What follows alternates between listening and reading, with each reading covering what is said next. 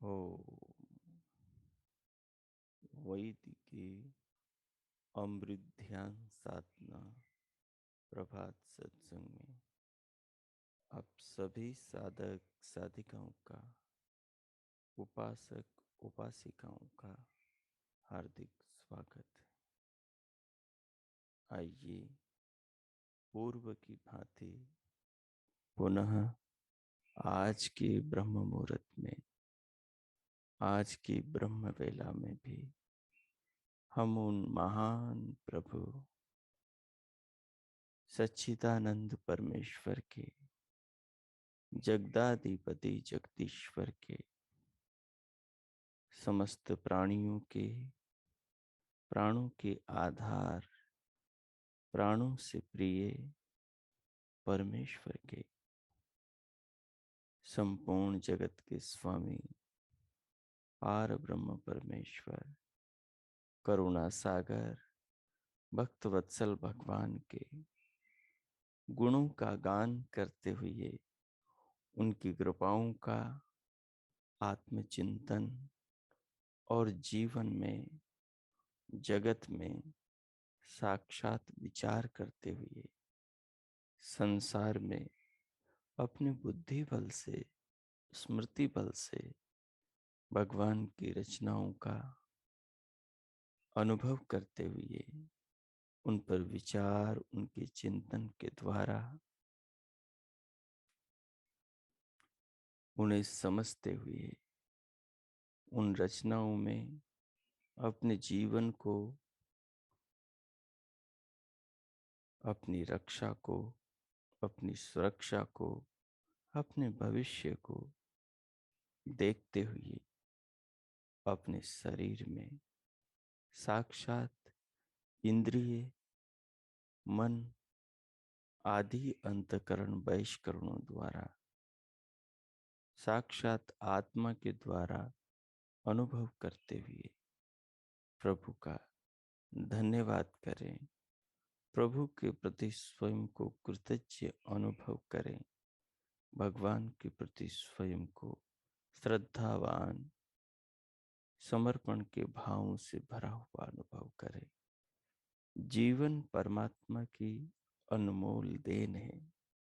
शरीर परमात्मा की सर्वश्रेष्ठ रचना है और प्राण परमात्मा से हर पल हम जीवों को नूतन नया मिल रहा है। प्रभु का जितना हम धन्यवाद करें, प्रभु के प्रति जितनी कृतज्ञता हमारे हृदय में हो उतनी कम है। जितनी हम भगवान के प्रति श्रद्धा, भगवान की कृपाओं को, भगवान के गुणों को, भगवान के चिंतन को जीवन में करके बनाएंगे, उतना ही हमारा हृदय, हमारा आत्मा, हमारा अंतर जगत निर्मल होगा, शुद्ध होगा, पावन होगा, पवित्र होगा। उतनी ही हम जीवन के अंदर प्रसन्नता, जीवन के अंदर शांति, जीवन के अंदर निर्भयता अनुभव करेंगे। जो प्रभु को जान लेती है आत्मा, वो जीवन में निर्भीक हो जाती है। वो जीवन के अंदर तमाम प्रकार के भयों से मुक्त हो जाती है और वो धीरे धीरे अपनी आत्मा को आत्म कल्याण के सुपथ पर बढ़ाते हुए प्रभु के द्वार तक ले जाती। परंतु कब? जब भक्त भगवान की भक्ति में स्वयं को अर्पण कर देता है। स्वयं को अर्पण करने का अर्थ होता है कि जैसा भगवान ने आदेश दिया जीवन में वैसा कर्म करता है। भगवान का आदेश, भगवान का ज्ञान, भगवान की वेद वाणी है। वेद वाणी में और वेद वाणी को आत्मसात करने वाले, उसको पढ़कर जीवन में प्रयोग करने वाले, तदनुसार जीवन को जीने वाले जो अपने पूर्वज ऋषि महर्षि गण हैं, उन महान पुरुषों ने जो अपने जीवन को जीने की पद्धति उन वेदों से निकाल करके प्रभु की वाणी से आत्मसात करके स्वयं में जीकर अनुभव करके हमें बताई है, उस पद्धति का हम अपने जीवन में अनुसरण करें और तदनुसार जीवन को जिएं, तो फिर हमारे जीवन में वो पद्धति क्रियान्वित होकर हमारे जीवन में वो पद्धति हमारा स्वभाव, हमारा व्यवहार बनकर हमें इस प्रकार से चरितार्थ करेगी कि हमारे जीवन से तमाम प्रकार के भय, शोक, संताप सब दूर हो जाएंगे। जीवन में जो जितने भी प्रकार की बुराइयां हैं, जितने भी प्रकार की अविद्याएं हैं, वो सारी अविद्या के वो सारे रूप जीवन से विदा होने लगे। ज्यों ज्यों जीवन में ज्ञान बढ़ेगा त्यों त्यों जीवन से अज्ञान घटेगा। अज्ञान के होने से जीवन में नाना दोष, जीवन में नाना बुराइयां, जीवन में नाना कमियां आ जाती। जैसे ही मनुष्य के जीवन में ज्ञान बढ़ता है, उसके जीवन से सारे दोष धीरे धीरे धीरे धीरे जाने लगते हैं। सो आइए आइए उन महान प्रभु के गीत को हम गाएं। भगवान का गीत भगवान का नाम है। उस नाम, जिस नाम में सारे लोक लोकांतर समाये हुए, जिस नाम में प्रभु की त्रिलोकी समाई है, जिस नाम के अंदर सारे वेद समाये हुए हैं। जैसे एक नियम में, जैसे एक व्यवस्था के अंतर्गत सारा जगत चलता है, वैसे ही प्रभु का जो नाम है, उद्गीत जो ओमकार प्रणव है, उसको समझने से सारा जगत, सारी व्यवस्था सब कुछ समझ में आ जाता है। भगवान का जो नाम है उसका अर्थ है कि प्रभु सर्वरक्षक है। नाम नामी के स्वरूप को बताता है। गुरु बच्चे का नाम रखते हैं, विद्यार्थी का, तो उसके गुण कर्म स्वभाव को देख कर रखते हैं। किस बच्चे में क्या गुण है, कैसा स्वभाव है और किन कर्मों में इसकी रुचि है, तदनुसार उसका नाम रखते हैं। बालक के अंदर ब्राह्मणत्व की उत्कृष्ट अभिलाषा और रुचियां और प्रकृति स्वभाव देखने का मिलता है, तो फिर उसका ब्राह्मण नाम रखा जाता है। और यदि बालक के अंदर क्षत्रियत्व देखने को मिले तो उसका नाम क्षत्रिय नाम होता है। और यदि बालक में वैश्यत्व, व्यापार की बुद्धि हो, वैश्य स्वभाव हो, तो फिर उसका नाम उसी प्रकृति के अनुसार रखा जाता है।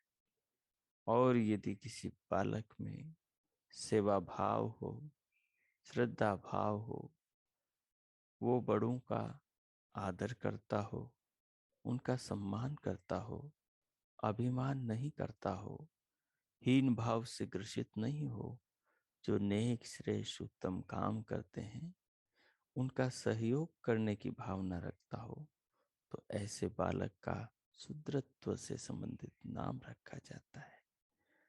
जैसे किसी कंपनी का हम नाम, किसी वस्तु का हम नाम, वो कंपनी वो वस्तु क्या काम करती है उस कार्य के अनुरूप रखते हैं। ठीक इसी प्रकार से प्रभु ने सारे जगत का नाम रखा हुआ है, हर पदार्थों के नाम रखे हुए। जब हम उन पदार्थों के उस विज्ञान को, उन नाम गुण कर्म स्वभाव को जानते हैं, तो उनके गहरे रहस्य में उतरते चले जाते हैं। प्रभु का नाम प्रभु ने रखा है। प्रभु के स्वरूप को प्रभु का नाम उजागर करता है। प्रभु का नाम प्रभु के स्वरूप को प्रकट करता है। जैसे प्रभु हैं वैसा प्रभु का नाम है। तो प्रभु की महिमा को, प्रभु के स्वरूप को, प्रभु के गुण कर्म स्वभाव को प्रभु का नाम, ये प्रणव, ये ओम, ये उद्गीत प्रकट करता है। इसका जो मौलिक मूल प्रमुख अभिप्राय अर्थ है प्रभु नाम का, वो है कि प्रभु सर्वरक्षक है। सर्वरक्षक शब्द में ही प्रभु का विशाल विराट अनुपम व्यक्तित्व झलक उठता है, जिसको साधक विचारता हुआ, चिंतन करता हुआ, उसके भीतर ज्ञान के चक्षुओं से झांकता हुआ, उसके अमृत का पान करता हुआ अपने आप में आनंदित हो उठता है। सो आइए और हम पहले प्रभु के जीवन को अनुभव करें, प्रभु के बनाए शरीर को अनुभव करें, प्रभु के मन, प्रभु के अंतकरण, प्रभु के दिए हुए जीवन के अंग अंग को अनुभव करें। प्रभु की कृपा से उनके प्रेम रूप में बाहर से आते प्राणों को, श्वास को अनुभव करें। हम शरीर में आत्मा से जो भी अनुभव करें, दिव्य प्रकाश को अनुभव करें, दिव्य नाद को अनुभव करें, तो उसमें प्रभु को अनुभव करें। क्योंकि दिव्य नाद भी प्रभु से आता है, दिव्य प्रकाश भी प्रभु से आता है। संसार में कोई भी वस्तु का यदि कोई आविष्कार करता है, तो वो वस्तु जब चलती है तो आवाज करती है। लोक में हम इस बात को साक्षात अनुभव करते हैं कि कोई भी यंत्र चलता है तो उसकी ध्वनि उठती है।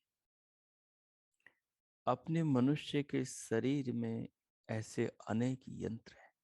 जैसे एक कंपनी में, जैसे एक फैक्ट्री में हम जाते हैं तो वहां देखते हैं कि अनेक सारे यंत्र एक साथ चल रहे हैं। एक यंत्र ये काम तो दूसरा वो काम तो तीसरा, तीसरा चौथा, ऐसे हजारों यंत्र एक साथ चलकर हजारों काम करके सारे कार्यों से एक वस्तु, एक प्रोडक्ट, एक पदार्थ का निर्माण वो सारे यंत्र मिलकर करते हैं। और पूरी फैक्ट्री में, पूरे उस कंपनी के परिसर में जो हजारों यंत्र काम कर रहे हैं, तो वो सबकी ध्वनि, सबका कलरव होता है। तो मनुष्य का शरीर भी एक विशाल कंपनी है, एक विशाल फैक्ट्री। विशाल मैं इसलिए कह रहा हूं कि ये बाहर से तो छोटा लगता है, लेकिन इसके भीतर जाओगे तो ये बहुत अद्भुत है, बहुत अद्भुत है। इसके भीतर 72,000 नस नाड़ियां हैं। यदि एक एक को बिछाने लगे, लंबा करने लगे, तो शायद धरती को पूरी घेर ले। इतनी सूक्ष्म नस नाड़ियां हैं, जिन्हें हम नेत्रों से, चर्म चक्षुओं से शायद देख भी नहीं सकेंगे। इतनी भी सूक्ष्म नाड़ियां हैं, 72,000 सूक्ष्म नाड़ियां हैं, और स्थूल सभी उनमें आ गई। तो आप सोचेंगे तो पाएंगे कि पूरी धरती को कवर कर सकती हैं, इतनी इसमें नाड़ियां हैं। और इसमें इतने अंग हैं कि हम शायद उनको गिन नहीं सकेंगे। और इतनी कोशिकाएं हैं कि उनको हम कभी नहीं गिन पाएंगे। जैसे धरती के ऊपर के पेड़ पौधों को हम नहीं गिन सकते, जंगल के वृक्षों को हम नहीं गिन सकते, मनुष्य के सिर के बाल को और शरीर के रोमकूपों को नहीं गिन सकते हम। वैसे ही हम इस शरीर के भीतर के कितने यंत्र काम कर रहे हैं, उन सारे यंत्रों से एक आवाज उठ रही है, मानो जैसे वीणा से मधुर तान बज रही, जैसे वीणा पर कोई मधुर संगीत उठ रहा है, बज रहा है वीणा के तारों से। वैसे शरीर के भीतर की ये जो मधुर नाद है, दुनिया में मनुष्य फैक्ट्रियां लगाता है, वो भी बड़े यंत्र बनाता है, लेकिन उन यंत्रों में इतनी मधुर आवाज नहीं होती। उन यंत्रों की ध्वनि सात्विक नहीं होती, राजसिक होती है और तामसिक होती। वो पीड़ादायी होती हैं, लेकिन ये शरीर के भीतर की आवाज ध्वनि बहुत मधुर और आनंददायक होती है, जो साधकों को सुनाई देती है, जो योगाभ्यासियों को, उपासकों को, भगवान में डूबने वाले प्रभु भक्तों को अनुभव होती है, उनकी अनुभूति बन जाती। तो प्रभु का नाम है कि प्रभु सर्वरक्षक है। तो शरीर में हजारों यंत्र चल रहे हैं और उन हजारों यंत्रों से एक ध्वनि उठ रही है, वो ध्वनि दिव्यनाद है। शरीर में हो चाहे दुनिया में कहीं पर भी ध्वनि हो, तो ध्वनियों को पकड़ने का जो यंत्र है वो मनुष्य का श्रोत्र इंद्रिय है। संसार में कहीं भी ध्वनि हो तो ध्वनि को केवल यंत्र श्रवण शक्ति, ये मनुष्य का श्रोत्र ही पकड़ता है। ये श्रोत्र भी अद्भुत है कि ये बाहर की ध्वनि को भी पकड़ता है और शरीर के भीतर की ध्वनि को भी पकड़ता है। प्रभु भक्त जब प्रभु की रचना में उतरता है तो फिर प्रभु में उतरता चला जाता है, क्योंकि प्रभु की सब रचना प्रभु के द्वारा निरंतर संचालित हो रही है। कोई भी कार्य हमें कर्ता की याद दिलाता है, कोई भी काम हमें उसको करने वाले की स्मृति दिलाता है। शरीर के अंदर निरंतर काम हो रहे हैं, एक नहीं हजारों काम हो रहे हैं, हजारों यंत्र चल रहे हैं। कोई यंत्र चलकर नेत्र को संभालता है, कोई यंत्र चलकर श्रोत्र को संभालता है, कोई यंत्र चलकर स्पर्श इंद्रिय को, तो कोई यंत्र चलकर घ्राण इंद्रिय को, कोई रसना इंद्रिय को संभालता है। अद्भुत ये शरीर की मशीन है। कोई यंत्र शरीर में हार्ट को, कोई यंत्र शरीर के अंदर श्वास को, कोई यंत्र शरीर में रक्त को, मांस को, मज्जा को, अस्थि मेद को, इनको बनाते हैं और इनको संभालते हैं। निरंतर इनमें प्रकृतियों का अपूर्व होता है, और जैसे जैसे प्रकृतियां सुख देने में असमर्थ होती हैं तो उनका क्षरण भी होता जाता है। जो कोशिकाएं शरीर के लिए उपयोगी न हो वो धीरे धीरे झड़ती रहती हैं, शरीर से बाहर टूट के गिरती रहती हैं। तो निरंतर शरीर में हजारों काम चल रहे हैं, अनगिनत काम चल रहे हैं। अपनी बात, अपने बस की बात नहीं कि हम प्रभु के कार्यों को गिन सके। हम तो सिर के बाल नहीं गिन सकते, हम तो त्वचा के रोम नहीं गिन सकते, हम तो धरती के पेड़ पौधे नहीं गिन सकते, हम सागर की बूंदें और सागर के पानी को नहीं तोल सकते, हम आकाश में उड़ने वाले बादलों को नहीं गिन सकते, हम धरती के समस्त प्राणियों को नहीं गिन सकते। हम बहुत अल्पज्ञ हैं, हमारा सामर्थ्य बहुत अल्प है, इसलिए हम प्रभु में डूब जाएं। हम अपने आप को प्रभु को अर्पण कर दें। परंतु प्रभु के प्रति सच्ची श्रद्धा भक्त में तभी जागती है जब वो भगवान की इस अद्भुत सृष्टि को देखे। भगवान के मुख्य नाम का अर्थ है कि प्रभु सर्वरक्षक है। प्रभु अपनी सब ओर से, सब प्रकार से हर पल हर क्षण रक्षा कर रहे हैं। जन्म से पहले भी कर रहे थे, जन्म के पहले गर्भ में थे तब भी कर रहे थे। कैसी अद्भुत भगवान की रचना, व्यवस्था और उनके यंत्र मनुष्य के शरीर में काम कर रहे हैं। पुरुष के शरीर में बीज बना रहे हैं और स्त्री के शरीर में उसी बीज से एक नया शरीर तैयार कर रहे हैं। देखो कैसी अद्भुत प्रभु के इस शरीर में मशीनें प्रभु के द्वारा बनाई गई हैं। प्रभु के द्वारा बनाई गई हैं और वो मशीनें अपने आप सारा काम कर रही, और उन मशीनों में कभी खराबी नहीं आती। ये कितना अद्भुत है, कितना अद्भुत है कि मशीनों में कभी खराबी नहीं आती और परंपरागत ये मशीनें चलती रहती, और यही मशीनें नई मशीनें बना देती। ये कितना अद्भुत है। एक फैक्ट्री अपने जैसे नए पुर्जे, सब पुर्जे नहीं बना सकती। वो कुछ विशेष पुर्जों के लिए ही मशीनें बनती। वो मशीनें अपने जैसी मशीनें नहीं बनाती, और कोई बना सकती है तो सब मशीनों को नहीं बना सकती। लेकिन ये मनुष्य का शरीर, ये कैसा प्रभु का उद्योग है, कैसी प्रभु की व्यवस्था है इस देह में कि अपने जैसा देह बना देती, अपने से भिन्न देह भी बना देती। माता जो संतति को उत्पन्न करती, उसके शरीर में केवल स्त्री का शरीर ही नहीं बनता, उसके शरीर के अंदर पुरुष का भी शरीर बनता है।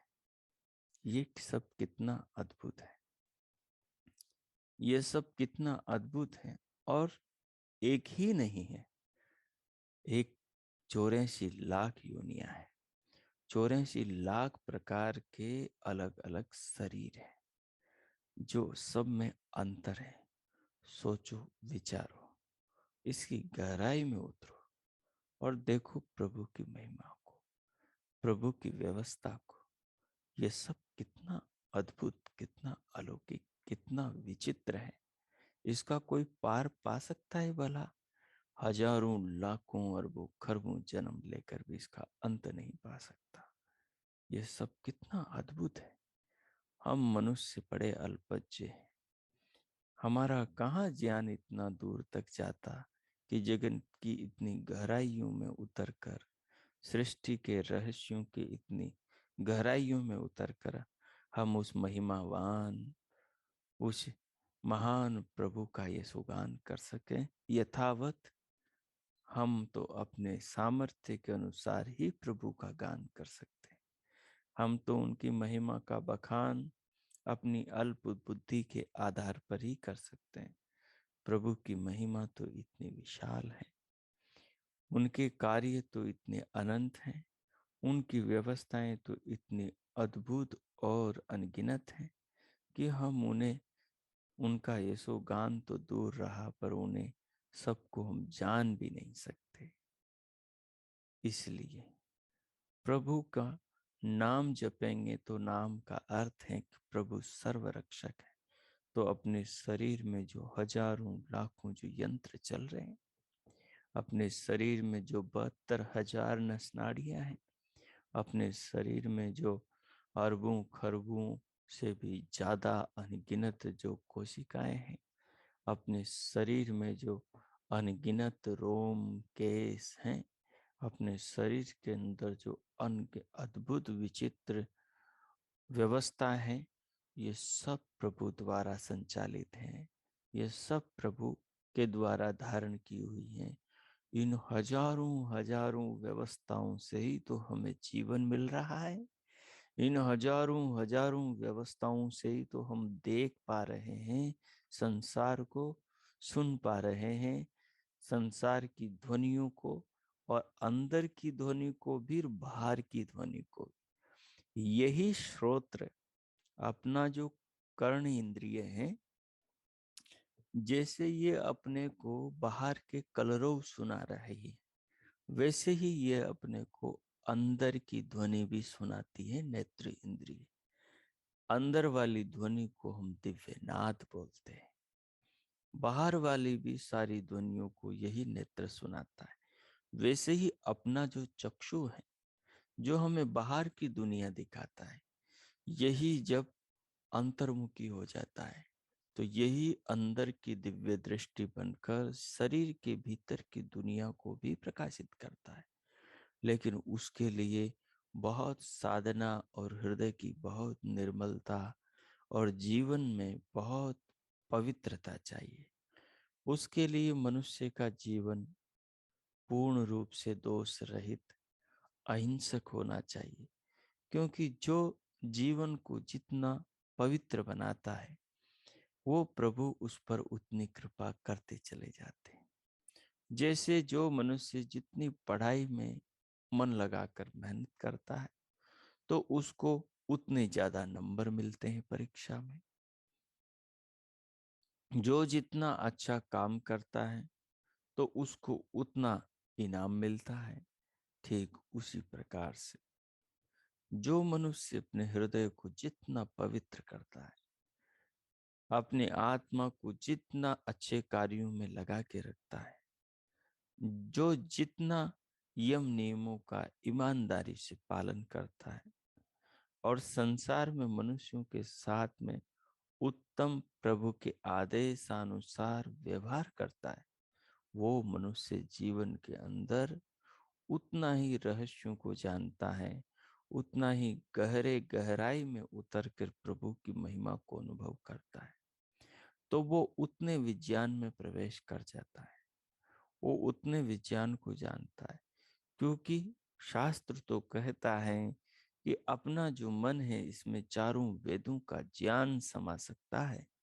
इतना सामर्थ्यवान अपना मन, अपना चित्त, अपना अंतःकरण है, ऐसे भगवान स्वयं कहते हैं। लेकिन उसके लिए बहुत साधना की साधक को आवश्यकता होती। वो जितना बढ़ता जाता है उतना ज्ञान उसमें समाता जाता है। चारों वेदों में संपूर्ण ब्रह्मांड का ज्ञान है। चारों वेदों की पुस्तकें भले सीमित है, भले उनके मंत्र, उनके शब्द सीमित है, लेकिन जो उनका अर्थ निकलता है वह अर्थ समस्त जगत को घेर लेता है। वो संसार की हर वस्तु का अर्थ उसके गुण कर्म स्वभाव को प्रकाशित करने वाला है। इसलिए आइए आइए हम प्रभु की महिमा को देखें, हम प्रभु की कृपाओं का दर्शन करें। बाहर से भीतर आती हुई इस श्वास को, इस प्राण वायु को, इस जीवनी शक्ति को, इस जीवन की ज्योति के ईंधन को अनुभव करें। प्राण प्रिय प्राणेश्वर परमात्मा के इस प्रेम को अनुभव करें कि हर पल प्रभु हमें नई श्वास, नूतन जीवन दे रहे हैं। क्या हमने हर पल नए जीवन के लिए प्रभु का धन्यवाद किया? क्या कभी हम कर सकते हैं हर श्वास के लिए प्रभु का धन्यवाद? कभी नहीं कर सकते। प्रभु के उपकार इतने हैं कि हम हर उपकार के लिए उनका धन्यवाद नहीं कर सकते। लेकिन हम अपनी आत्मा को शुद्ध, हम अपने हृदय को पावन, पवित्र बना सकते हैं। जितना हमारा हृदय पवित्र होगा, जितना हमारा हृदय निर्मल, स्वच्छ, पावन होगा, प्रभु की कृपा, प्रभु का स्नेह हमें उतना ही अत्यधिक प्राप्त होगा। सो आइए आइए हम अपने जीवन में प्रभु कृपाओं की अनुभूति के लिए उतरे। जिस आसन में आप बैठे हैं, जिस आलती पालथी में आप बैठे हैं, उसे व्यवस्थित कर लें। जो व्यवस्थित है, कमर, पीठ और गर्दन को सीधा रखें और उसे सहज रखें। सिर से पांव तक की देह को, पूरे शरीर को अनुभव करें। पूरे शरीर को अनुभव करें और बाहर से भीतर आती हुई श्वास को, प्राणों को प्रभु के इस जीवनदायिनी प्रेम को अनुभव करें।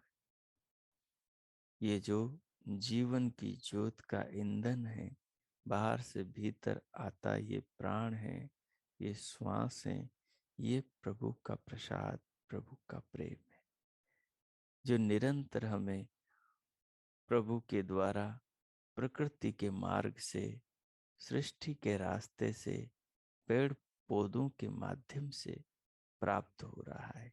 वायुमंडल के अंदर देखो कितनी अद्भुत व्यवस्थाएं हैं। श्वास को अनुभव करें, इसको लंबा गहरा लयबद्ध कर ले और धीरे धीरे अनुभव करें।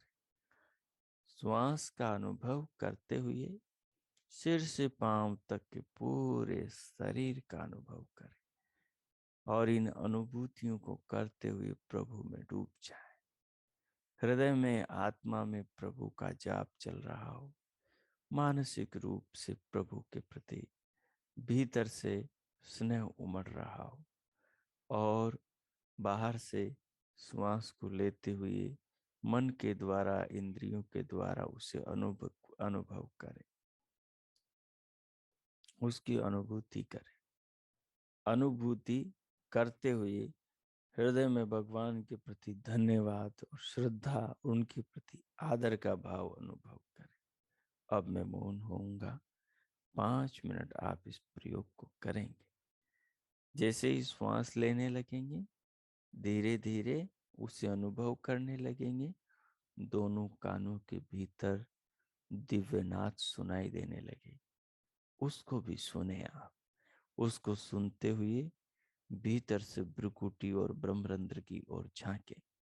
अंतः चक्षुओं से, बाहर से दोनों इंद्रियों के, दोनों चक्षुओं के पट, पलकें बंद रहेंगी। भीतर इन चक्षुओं को खोलें, अंदर देखिए, अंदर भी कुछ दिखाई देगा। दिव्य प्रकाश देखें और पूरे शरीर को अनुभव करें। जब श्वास भर जाए तो उसे रोकें, रोक करके प्रभु के नाम का मानसिक रूप से जप जपें। प्रभु सर्वरक्षक हैं। इस सर्वरक्षक शब्द का जो अर्थ है कि प्रभु सब प्रकार से रक्षा कर रहे हैं, तो इसी को व्यापक करके, फैला करके जगत में, जीवन में, शरीर में, इंद्रियों में अनुभव करना है कि देखो प्रभु मेरी कैसे कैसे रक्षा कर रहे हैं। अब 5-7 मिनट आप प्रयोग करेंगे स्वयं। मैं मौन होता हूँ। ओम कीजिए।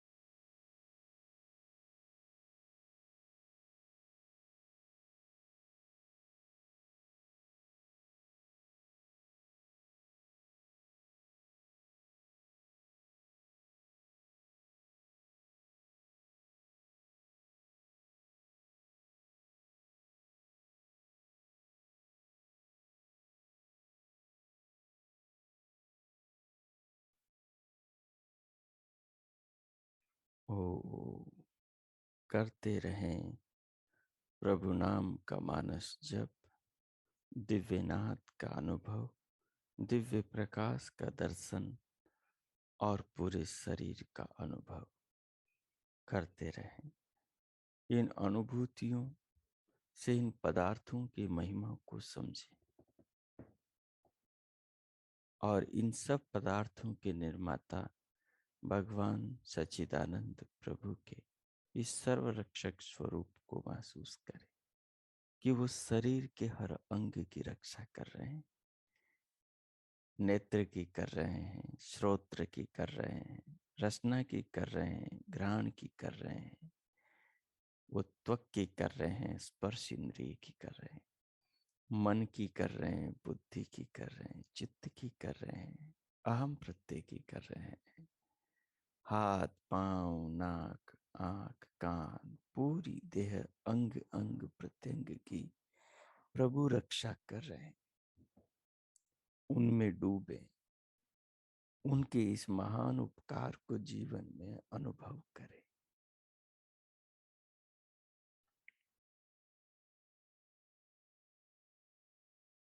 हर पल नई नूतन श्वास दे रहे हैं। इसी प्राण से हम इस संसार में जीवन को जी रहे हैं। अगर प्राण वायु न मिले तो पल भर भी मनुष्य नहीं जी सकता। और इस प्राण वायु को इन पेड़ पौधों और वृक्षों के जरिए बना रहे हैं। वायुमंडल में सर्वत्र प्राण वायु का भंडार भरा हुआ है, जिसका प्रभु निरंतर निर्माण कर रहे हैं। हम संसार में जिएंगे, कब जिएंगे? जब ऑक्सीजन होगी। ऑक्सीजन कब होगी? जब प्रभु ऑक्सीजन बनाएंगे। पेड़ पौधे भी स्वयं थोड़ी ना बना सकते हैं, उनके शरीरों में भी प्रभु ने व्यवस्था करी है, तभी तो उनके शरीरों से ऑक्सीजन बन रही है। सागर अपनी मर्जी से थोड़ी ना बादल बन जाएंगे। सागर का पानी अपनी मर्जी से थोड़ी ना वाष्प बनकर आकाश में उड़ जाएगा और बादलों का आकार ले लेगा। वो खारा पानी अपने आप थोड़ी ना मीठा हो जाएगा। प्रभु उसको अपनी व्यवस्था से मीठा कर रहे हैं।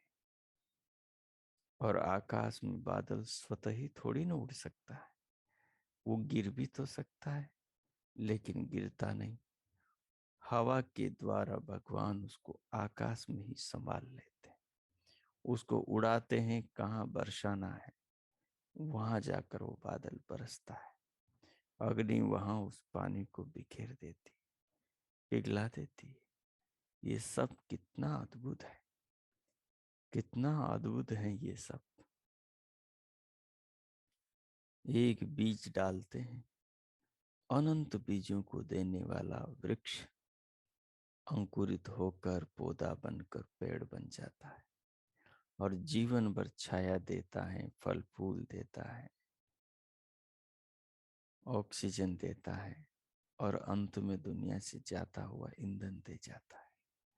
ये सब कितना अद्भुत है, इस पर हम विचार करें। रात की चांदनी में आकाश में टिमटिमाते अनंत उन तारों पर विचार करें। भगवान ने सृष्टि को कितना सुंदर बनाया है। सर्वत्र मनुष्य के जीवन को इस जगत से जोड़ रखा है।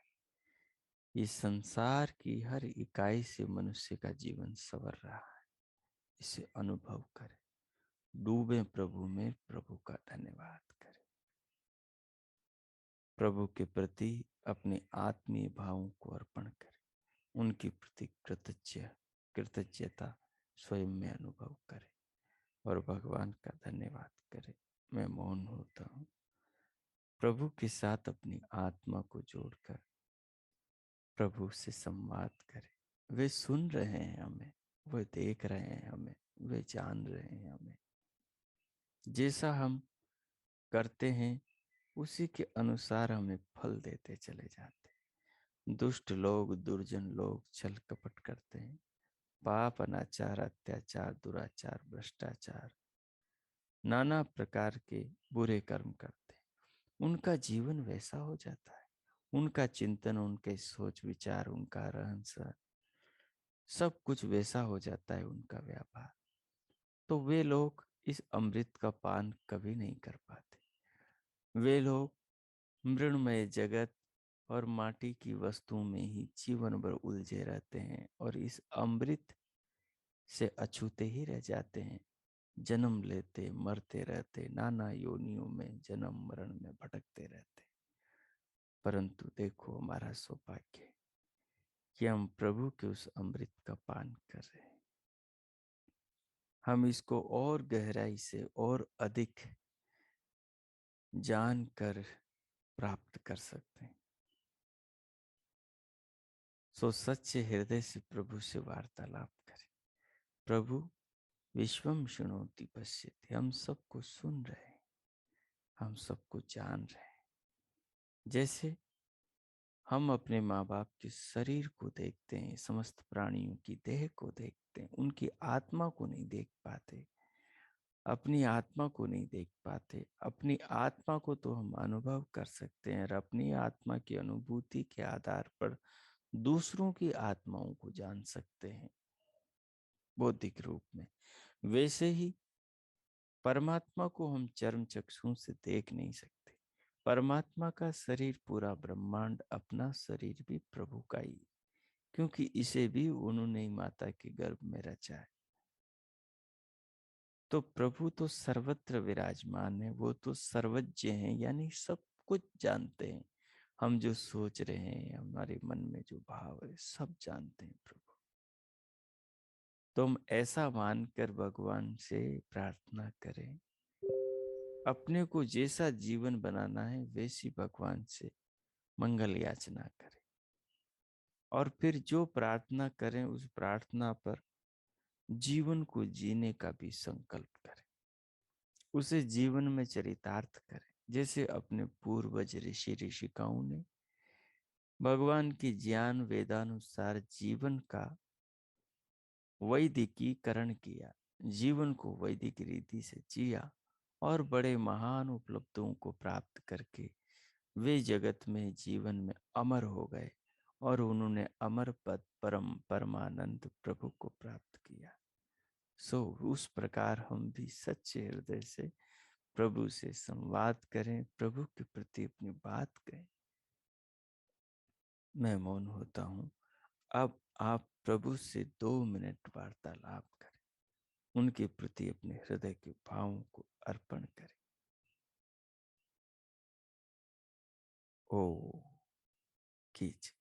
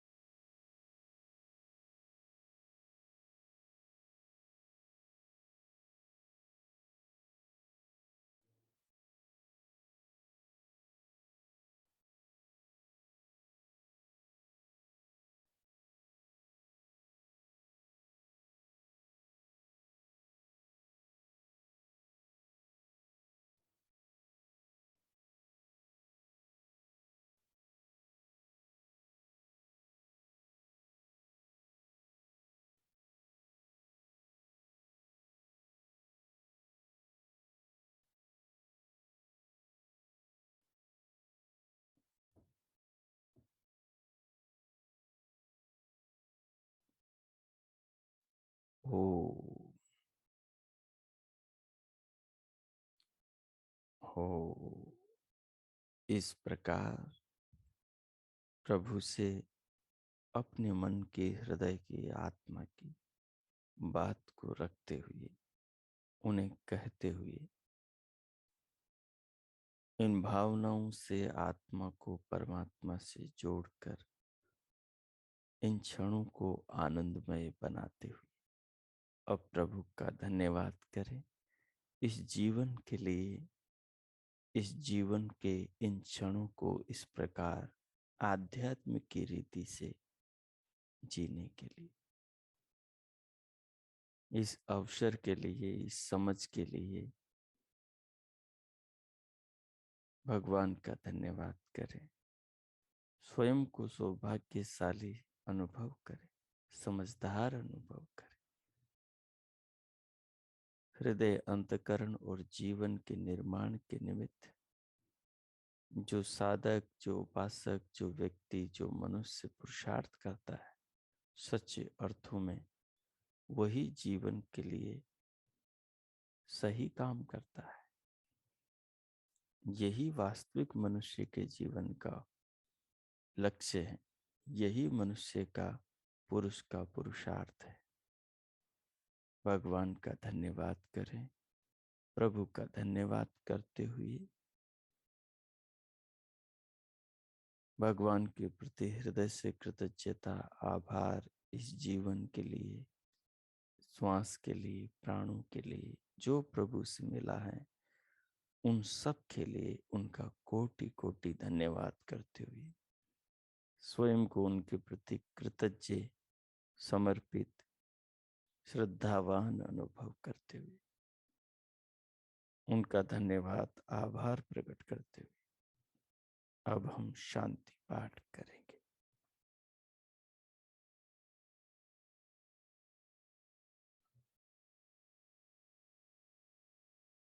ओम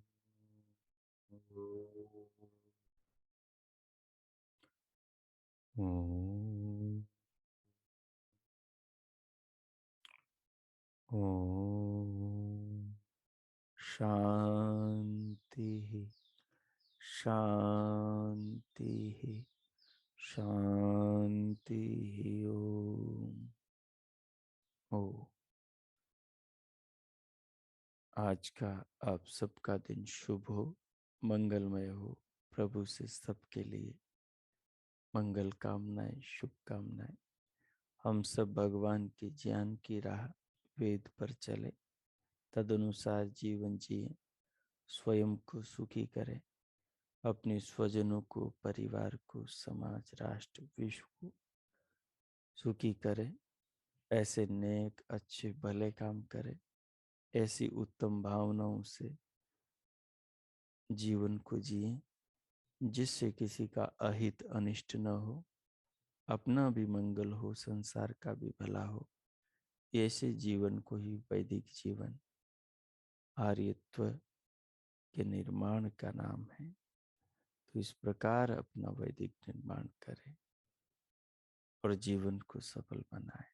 पुनः भगवान से बहुत बहुत शुभकामनाएं, मंगल कामनाएं। इति ओम।